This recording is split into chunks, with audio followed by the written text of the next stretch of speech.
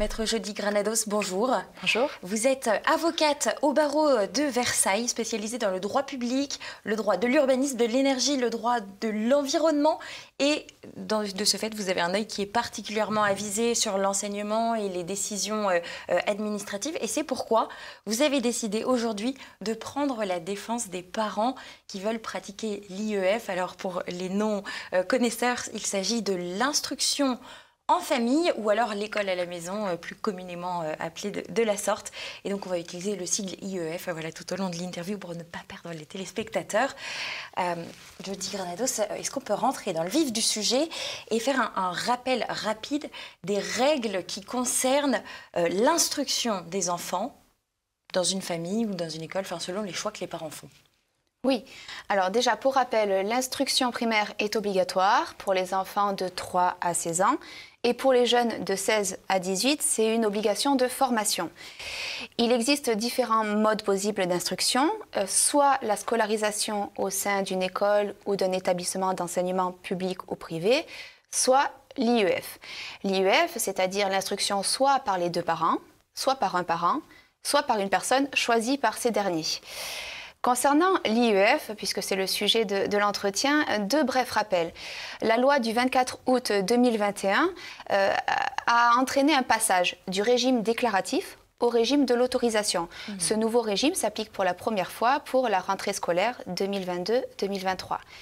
Deuxième rappel, le Conseil constitutionnel, dans sa décision du 13 avril 2021, a bien précisé, et c'est une première fois, que l'IEF est une modalité de mise en œuvre de l'instruction obligatoire et non une composante de la liberté d'enseignement, qui est un principe fondamental reconnu par les lois de la République.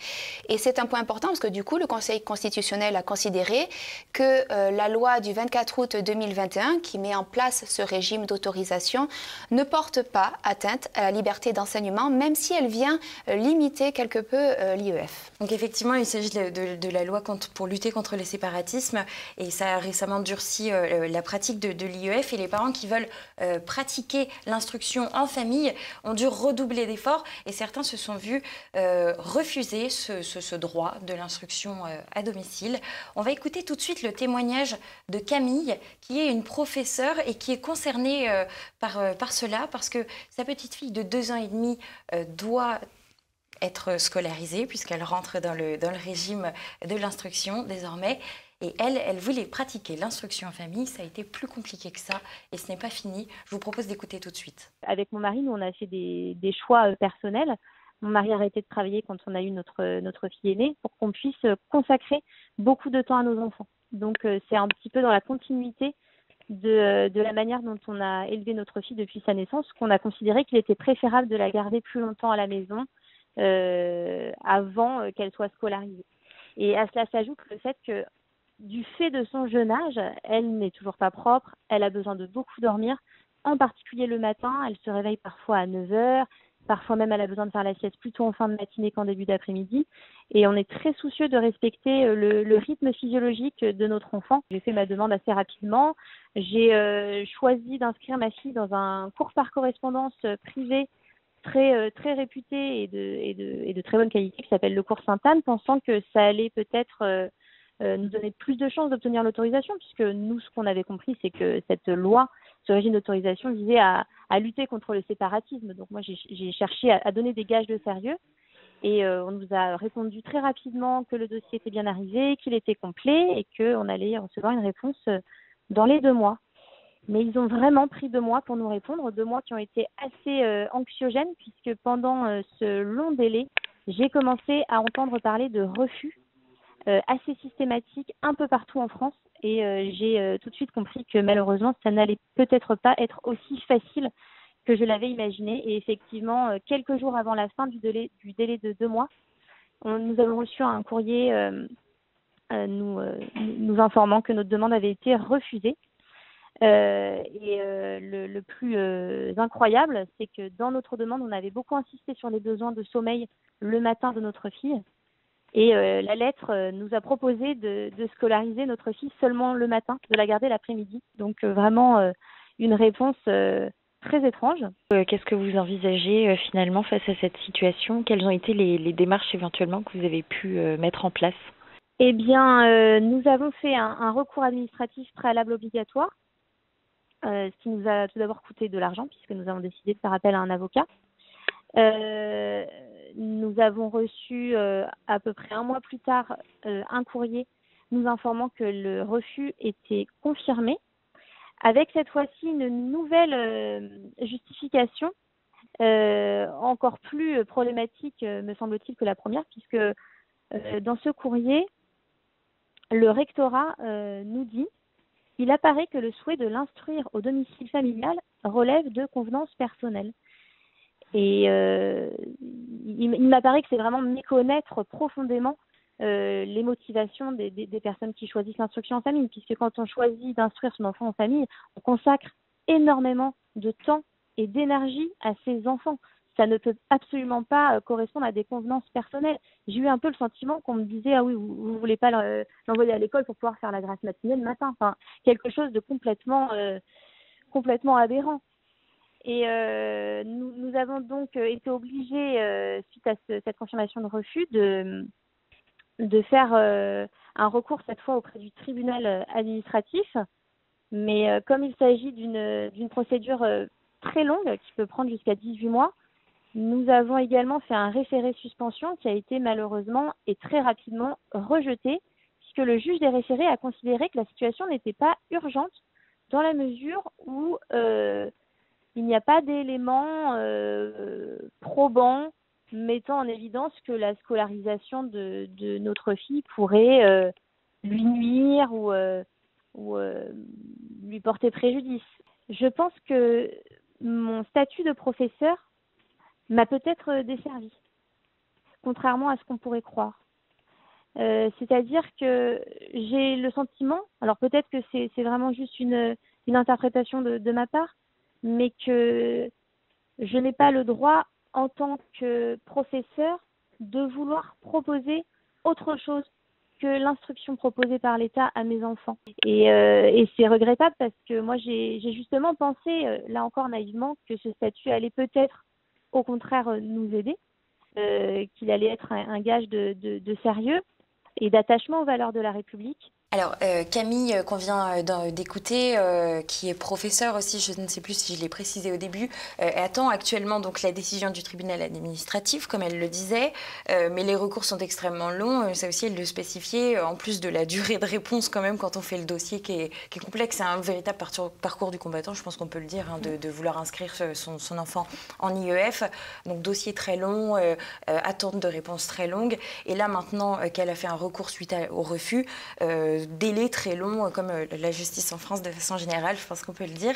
Et avec son mari, carrément, elle envisage de quitter la France pour échapper à ce régime d'obligation d'instruction de sa fille, qui ne lui convient pas du tout, qui serait d'ailleurs compliqué pour les professeurs également qui prendraient en charge son enfant, puisque un enfant qui n'est pas propre à l'école, c'est quand même globalement ingérable, avec des classes de 30 élèves. Est-ce que c'est un cas typique, finalement, le cas de Camille, ou extrême, ou est-ce que c'est tout à fait ce que vous recevez comme genre de dossier ? Alors, les clients qui m'ont saisi ces derniers mois, effectivement, se trouvaient tous dans cette situation où ils ont eu un refus de leur demande d'autorisation d'IEF pour motif 4. Quand je dis motif 4, c'est le motif tiré de la situation propre à l'enfant, motivant le projet éducatif.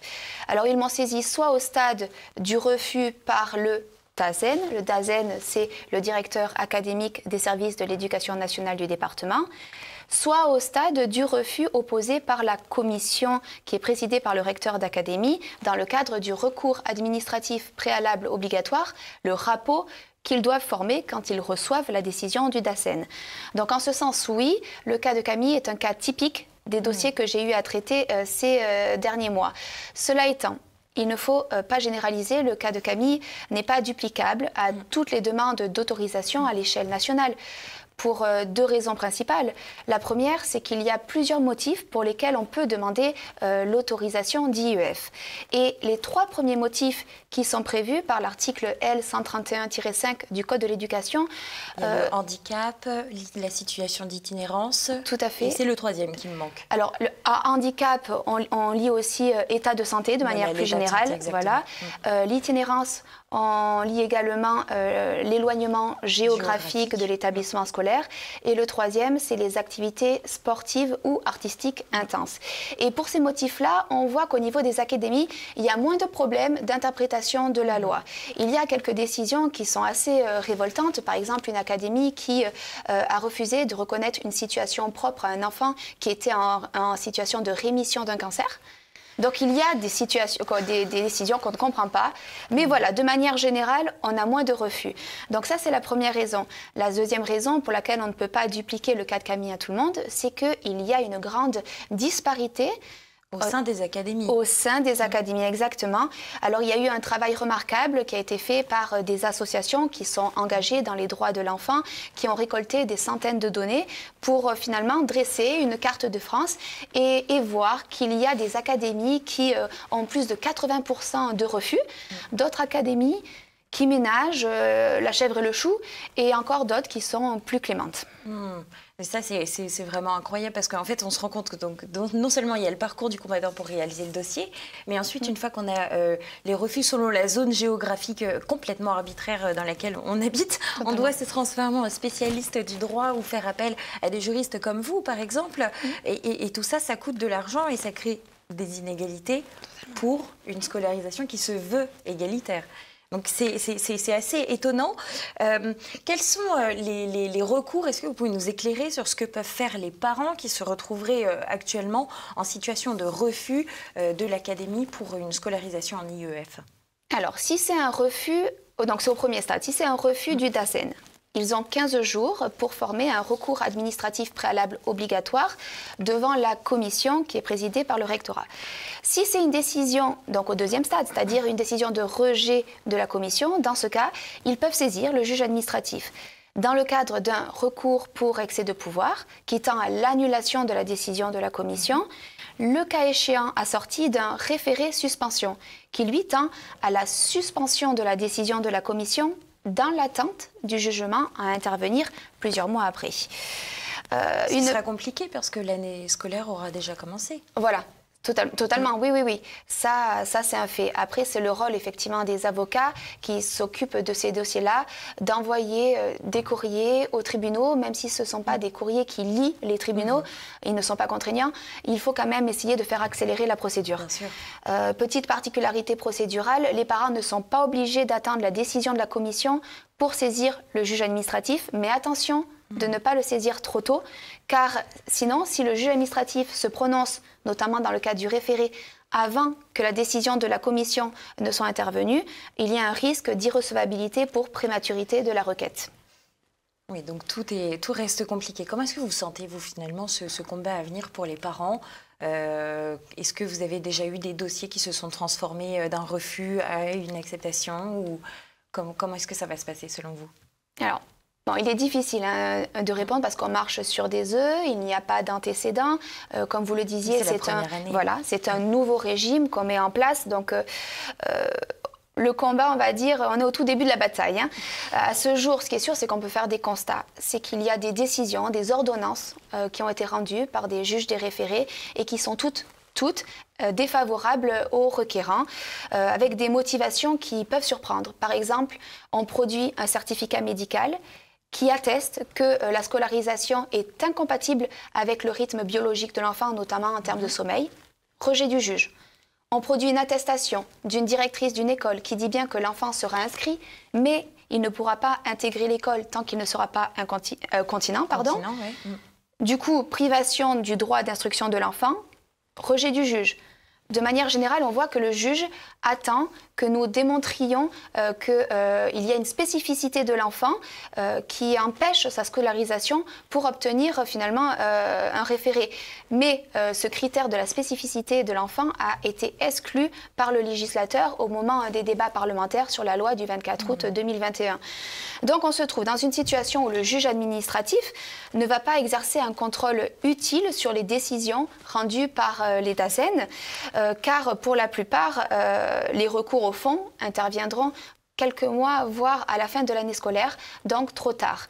Donc à ce jour, malheureusement, j'ai le regret de constater que le combat est vraiment bien loin d'être gagné, mais je reste optimiste. Peut-être que dans les semaines à venir, on va avoir des référés positifs. Ensuite, le Conseil d'État.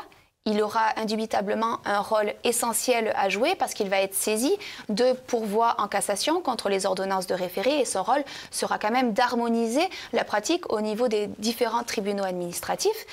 On a aussi une action politique. Il y a d'ores et déjà des députés qui se sont engagés dans ce combat. Ils ont déjà écrit au ministre de l'Éducation, ils ont écrit à la rapporteure qui était chargée de l'IEF dans le cadre des débats sur la loi du 24 août 2021.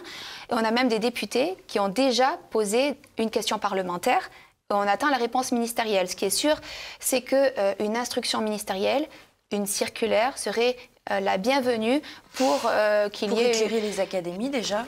Tout à fait, tout à fait. Et le rôle des médias aussi sera important. Donc, il y aura une évolution, soit c'est les textes qui feront évoluer la jurisprudence, soit c'est la jurisprudence qui fera évoluer le droit. Je reste optimiste. Maintenant, savoir si ça sera suffisant pour cette année scolaire 2022-2023, voilà, j'ai mis des doutes. Oui, l'important c'est aussi les années qui vont suivre et la continuité voilà. de cette instruction en famille qui doit rester possible malgré tout, parce que c'est un droit fondamental en France depuis toujours, en fait, j'allais dire. Selon vous, comment est-ce qu'on peut expliquer ces refus en bloc qui ont eu lieu? Est-ce que ce serait du manque de temps parce qu'il y a trop de demandes? Ou alors est-ce que c'est qu'il n'y a pas eu assez d'explications? Mon cœur balance entre la paresse et la bêtise, pour ne rien vous cacher. Alors, de quoi s'agit-il? Alors, pour répondre à votre question, déjà, il est nécessaire de revenir au texte, déjà, de rappeler le droit pour savoir effectivement pourquoi il y a ces refus. Le texte, c'est qu'il y a des critères qui sont définis à l'article L131-5 pour se prévaloir du motif 4, c'est-à-dire l'existence d'une situation propre à l'enfant motivant le projet éducatif. Alors, ces critères, c'est bien donc la situation propre motivant le projet éducatif et la capacité de la personne qui est chargée d'instruire l'enfant. Et il est intéressant de relever que le Conseil constitutionnel, dans une décision du 13 avril 2021, est venu, par la technique que l'on appelle des réserves d'interprétation, est venu préciser ces deux critères. Donc, pour la capacité du parent instructeur, il faut démontrer que ce dernier est en mesure d'instruire correctement. Avec le bac, on demande le bac, exactement, on demande une copie du bac ou d'un diplôme équivalent. Et pour la situation propre à l'enfant motivant le projet éducatif, il faut démontrer que le projet éducatif comporte les éléments essentiels de la pédagogie et de l'enseignement adaptés. C'est très important, adapté aux capacités et au rythme d'apprentissage de l'enfant. Concrètement, les familles qui vont vouloir respecter ces deux critères vont devoir envoyer un dossier en joignant les pièces qui sont précisées à l'article R131-11-5 du Code de l'éducation. Mais voilà, conséquent comme dossier. C'est un dossier conséquent et je conseille vraiment aux familles de travailler le projet éducatif bien en amont du dépôt du dossier et de le décrire, de le détailler, de l'argumenter parce que les académies font vraiment attention à ce projet éducatif. Donc pour répondre à votre question, donc pour vous dire sur la pratique des académies, j'ai envie de dire que ça va, excusez-moi du terme, mais dans tous les sens. Pour celles qui opposent un grand nombre de refus, on a différents motifs. Certaines vont dire on vous refuse cette autorisation parce que votre projet il est motivé par vos choix pédagogiques. Par exemple, le choix d'une famille de mettre en place des méthodes d'apprentissage Montessori ou Freinet et d'autres pédagogies alternatives. Mais alors là, c'est très intéressant. Quand on regarde les débats parlementaires ayant présidé à l'adoption de la loi de 2021, le gouvernement a vraiment écrit dans ces débats que le choix des familles, c'est-à-dire leurs convictions philosophiques et religieuses, devait être respecté et pris en compte, si et dans la mesure où l'intérêt supérieur de l'enfant prime. Donc, finalement, c'est un motif qui ne tient pas nécessairement. Ensuite, deuxième type de motif opposé par les académies sollicitent la démonstration d'une spécificité de l'enfant qui rend la scolarisation impossible. Là encore, ce critère, il a été expressément exclu par le Parlement. C'est très intéressant. Au départ, le projet de loi comportait l'expression situation spécifique de l'enfant. Et les députés et les sénateurs ont remplacé cette expression par situation propre parce qu'ils jugeaient que la situation spécifique, c'était beaucoup trop restrictif. Et enfin, d'autres académies sont plutôt dans la dénaturation assez grossières certaines fois des pièces du dossier. Donc ce sont des décisions qui sont critiquables, et ce, d'autant plus quand en réalité le Code de l'éducation prévoit que les services académiques qui ne s'estiment pas suffisamment éclairés sur la situation de la famille peuvent, alors c'est le terme peuvent effectivement, peuvent soit demander des pièces complémentaires, soit convoquer les familles pour avoir des éclaircissements. Mais vu l'enjeu, là on est en train de parler d'intérêt supérieur de l'enfant, vu l'enjeu, on pense que les académies devraient le faire, c'est une obligation. Après, là, on revient sur votre question. Effectivement, les académies, elles ont toutes été saisies au dernier moment. La majorité des parents ont attendu le 31 mai pour déposer leur dossier. Ouais. Exactement. Et dans la pratique, elles n'ont eu que 2 mois pour traiter tous les dossiers, peut-être par manque de temps, par manque de moyens. Peut-être qu'effectivement, ça pourrait expliquer un grand nombre de refus. Le grand nombre de refus. Exactement. Qui ont été reçus. Voilà. Eh bien, écoutez, merci beaucoup, je crois, pour votre exposé extrêmement clair. Est-ce que vous avez un dernier conseil à donner aux parents qui souhaiteraient mettre en pratique l'IEF et qui craindraient, à juste titre, vu cette année un peu catastrophique, un refus?